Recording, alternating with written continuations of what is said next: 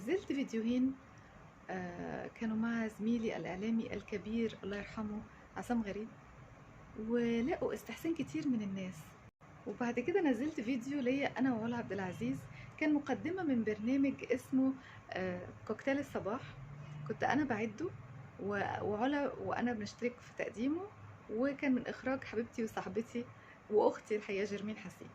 لما نزلت البوست ناس كتير قوي قالوا لي احنا فاكرين البرنامج ده، فاكرين برامجكم. الناس فاكره برامجنا بالاسم، برامج كتيره علمت مع الناس وفاكرينها لغايه النهارده بالاسم، فاكرينها بالاسم.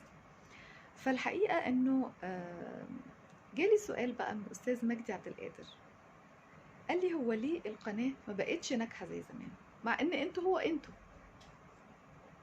الحقيقه السؤال ده قد ما هو موجع قد ما هو منطقي جدا وحلو جدا. قلت له انا هرد عليك في فيديو، واديني بعمل الفيديو اهو. بصي يا استاذ مجدي وكل الناس اللي بتتساءل، وانا كمان بفكر معاكم، يعني ايه اللي خلانا مش زي الاول؟ طب تعالى نشوف ايه اللي نجحنا اصلا.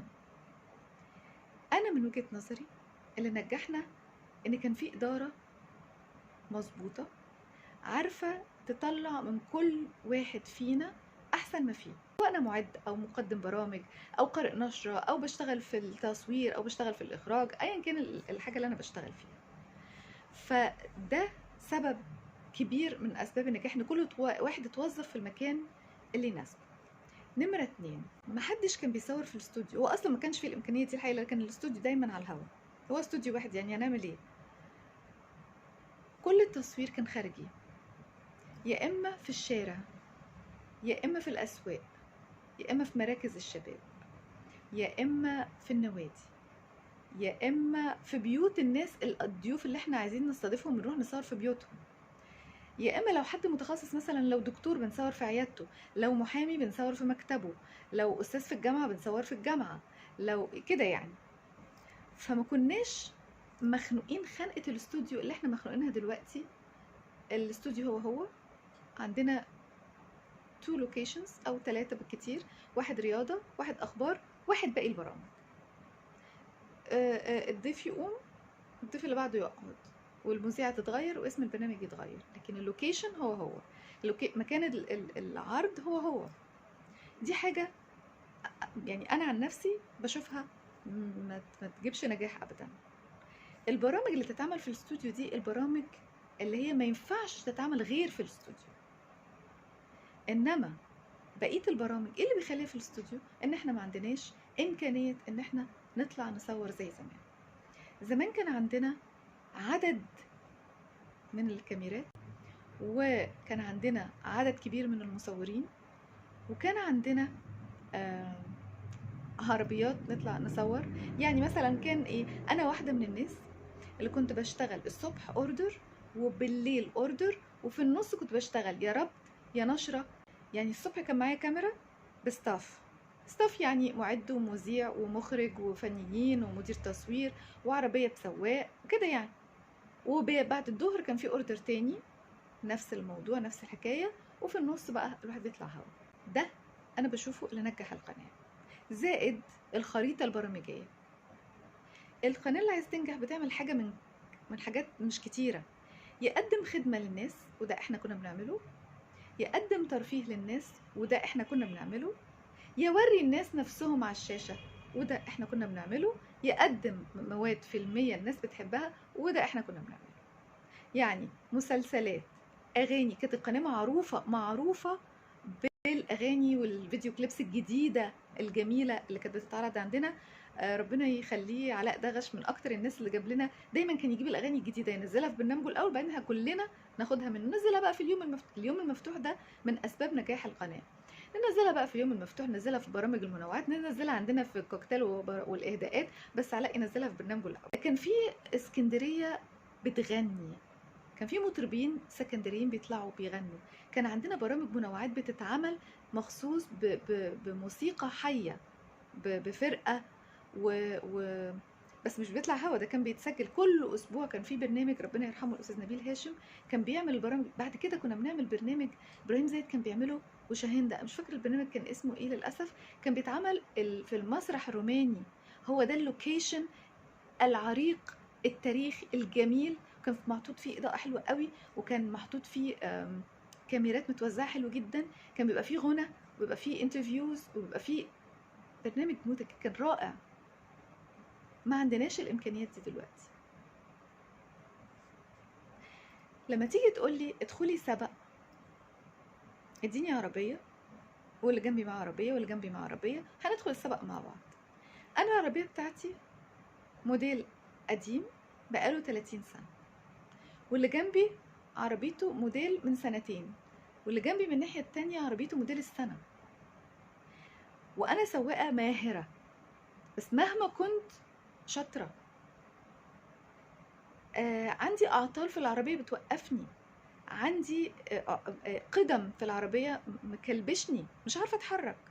بسوق كويس وبجري وبعمل كل حاجه، بس السرعه مش مساعداني والعربيه مش مساعداني. احنا متكتفين وبعدين بتقولوا لنا سابقوا. طب ازاي نتسابق مع ناس معاهم معدات او عربيات اقوى واسرع واحدث من اللي معانا؟ مهما كنا سائقين ماهرين هنلحقهم ازاي؟ هنسبقهم ازاي؟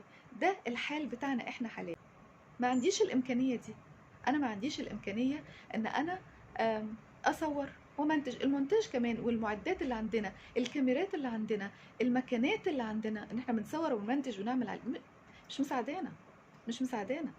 وبعدين الدنيا كلها بتتطور، كلها بالديجيتال. صحيح بيحصل تطوير وكل حاجه، لكن تعالوا اسالوا المهندسين عندنا ازاي بيعانوا ان هم يصلحوا الحاجات القديمه. لانه وفي في حاجات بقى بتقع ما بتتصلحش خلاص، يعني صلحوها جابوها يمين وشمال وبقى لهم سنين بيصلحوا فيها، خلاص في الاخر بتسقط وبتموت. كل حاجه في الدنيا لها عمر افتراضي. طيب نعمل ايه؟ ازاي نتسابق مع القنوات الفضائيه الاخرى اللي انا بتحفظ على كتير جدا من برامجهم، وعلى كتير من اسلوبهم في الكلام، وعلى كتير من اللي بيقولوا عليهم اعلاميين ومذيعين ومذيعات؟ لا لا لا لا، مش كلهم شاطرين ومش كلهم.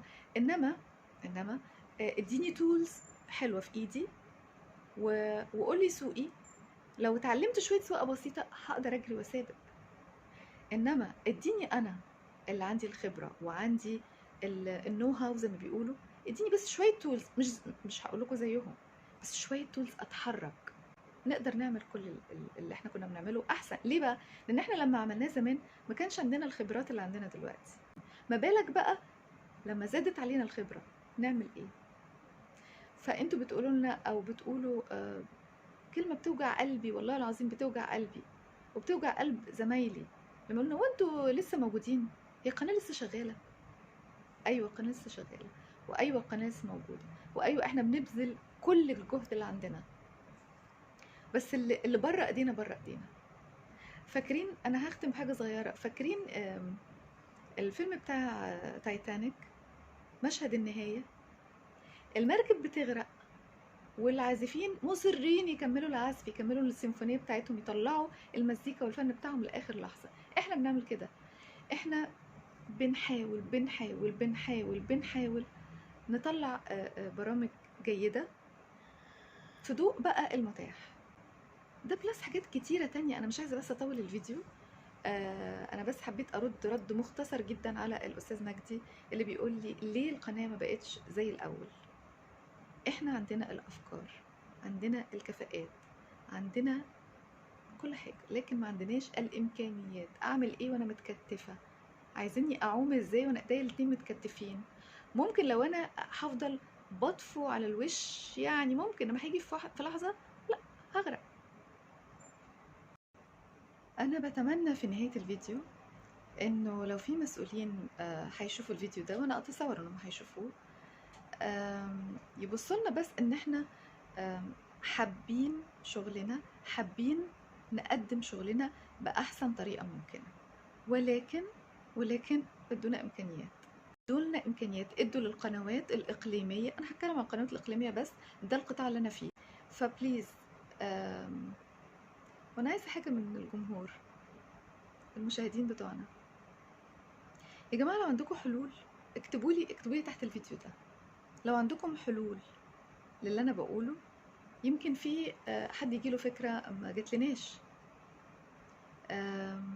ادوا لنا حلول، لو عندكم اقتراحات، لو عندكم حلول، لو عندكم اي حاجه عايزين تقولوها لي اكتبوها لي تحت الفيديو، وتاكدوا ان لو في افكار ممكن تتعمل هنعملها.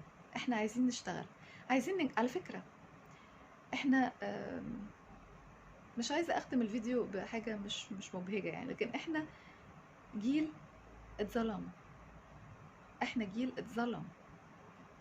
لما كنا صغيرين اول ما دخلنا التلفزيون قالوا لنا انتوا صغيرين، انتوا تبقوا في الخطوط الخلفيه والكبار هم اللي قدام، وناس بتسلم ناس بتسلم ناس لغايه اما انتوا تبقوا الكبار بتوع التلفزيون، تبقوا انتوا المتميزين والناجحين والبارزين. جينا في نص السكه قال لك لا معلش والله، انتوا بقى شويه تتركنوا كده عشان احنا عايزين الشباب.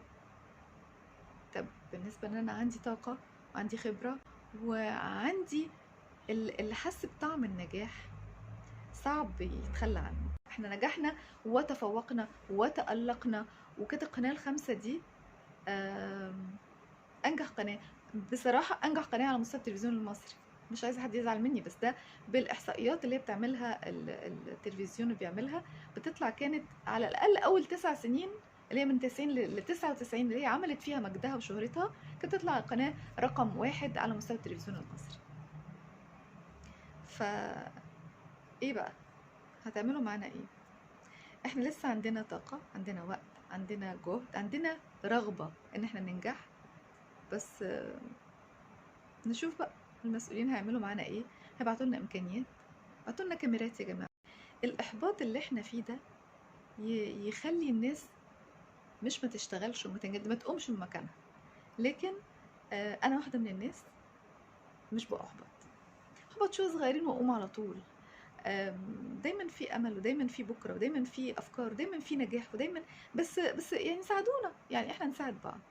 وجمهورنا ارجع لنا تاني، واحنا معاك مع الجمهور بتاعنا الاسكندرانيه تحديدا. لو احنا هنرجع للاصل، احنا قناه بتغطي اسكندريه بحيره مطروح، 3 محافظات جامدين جدا، مختلفين جدا. جمهور اسكندريه معروف ان هو الاسكندراني ده متحيز جدا لبلده، متحيز جدا لفريقه، متحيز جدا لتلفزيونه.